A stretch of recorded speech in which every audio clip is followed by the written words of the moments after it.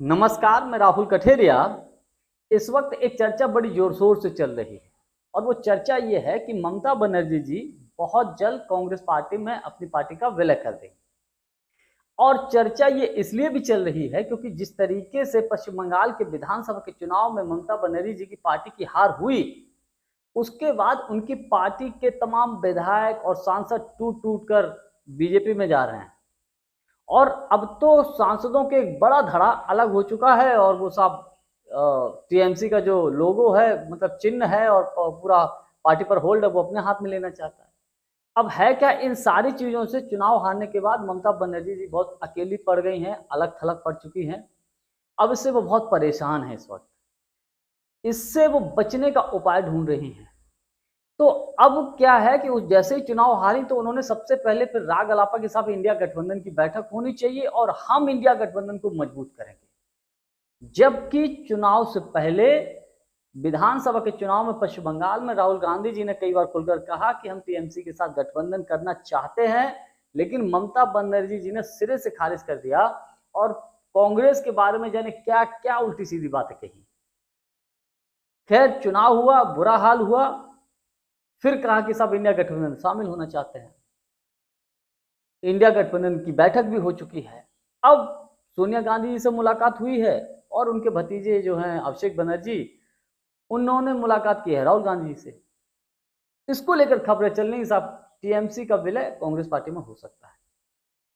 अगर टीएमसी का विलय कांग्रेस में होता है तो मेरा अपना व्यक्तिगत मानना यह है, ये कांग्रेस पार्टी का बहुत बड़ा आत्मघाती कदम हो सकता है।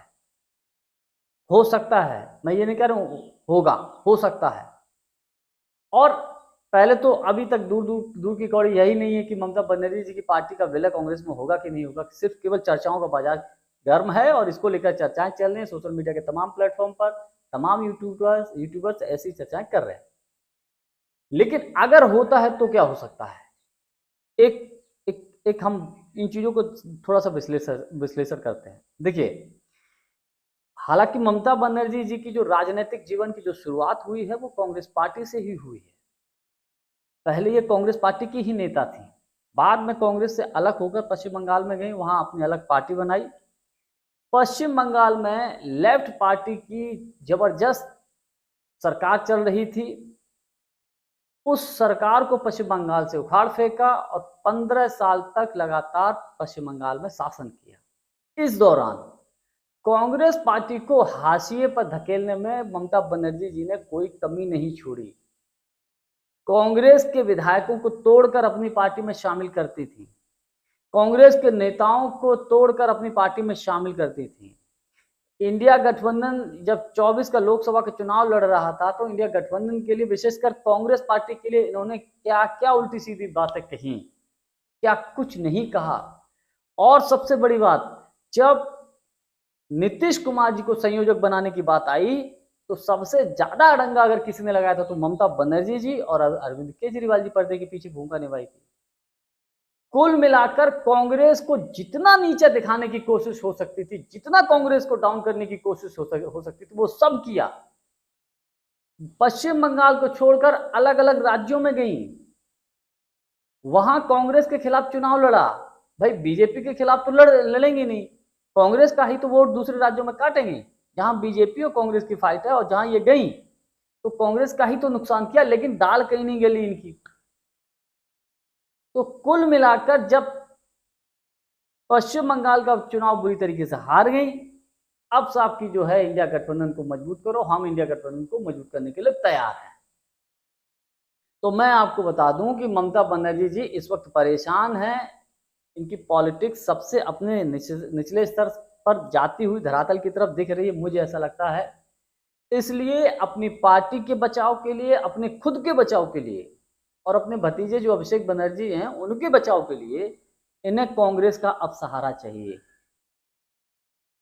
और जितने भी ये क्षेत्रीय दल हैं, हालांकि जो कुछ राष्ट्रीय पार्टियां भी हैं, पहले क्षेत्रीय दल थे, जैसे कि आम आदमी पार्टी, अंदर खाने की कोशिश ये कर रहे हैं। आम आदमी पार्टी केजरीवाल साहब तो कोशिश ये कर रहे हैं कि जो सेटिंग बन जाए कांग्रेस से तो पंजाब में मिलकर लड़ लें, हमारी सरकार चलती रहे, गोवा में मिलकर लड़ लें। लेकिन खैर, बात करते हैं ममता बनर्जी जी की, तो ममता बनर्जी जी को जिस तरीके से हालांकि सोनिया जी से मुलाकात हुई, राहुल जी से मुलाकात हुई, अभिषेक बनर्जी जी की रिस्पांस अच्छा है, लोग कह रहे हैं कि सब सब कुछ ठीक ठाक है, बहुत बड़ा मैसेज जा सकता है, कोई बड़ा निर्णय लिया जा सकता है। लेकिन ममता बनर्जी जी के बीते हुए समय में कांग्रेस पार्टी के नेताओं के साथ और कांग्रेस के साथ जिन्होंने कदम उठाए, जो कार्य किए, उसके आधार पर मैं ये कह सकता हूं कि ममता बनर्जी जी भरोसेमंद लायक नहीं हैं। ये आज चलो ठीक है, मान लिया इनको शामिल कर लिया, आज इनका बुरा वक्त आपने शामिल कर लिया, उनको सब पावर ताकत सब कुछ दे दी, सपोर्ट कर दिया।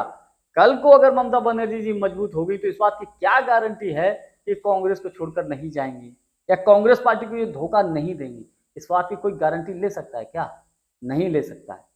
तो इसीलिए मैं कह रहा हूं कि ये कांग्रेस पार्टी के लिए बहुत बड़ा आत्मघाती कदम हो सकता है। ममता बनर्जी जी की पार्टी का अगर कांग्रेस में विलय होता है, वो एक अलग बात है, सिर्फ कांग्रेस के लिए चाहिए ये कि केवल और केवल एक सहयोगी पार्टी के तौर पर उनके साथ काम करिए। वो वहां तक तो मेरे हिसाब से ठीक है, यहां तक ठीक नहीं है कि कांग्रेस में विलय कर लो। खैर, अब बड़े बड़े नेता हैं, उनकी अपनी क्या पॉलिटिक्स है ये तो वही जाने। मुझे जो समझ में आया वो मैंने आपको बताया। जानकारी हमारी आपको कैसी लगी कमेंट्स करके हमको जरूर बताइएगा। बहुत बहुत धन्यवाद। नमस्कार।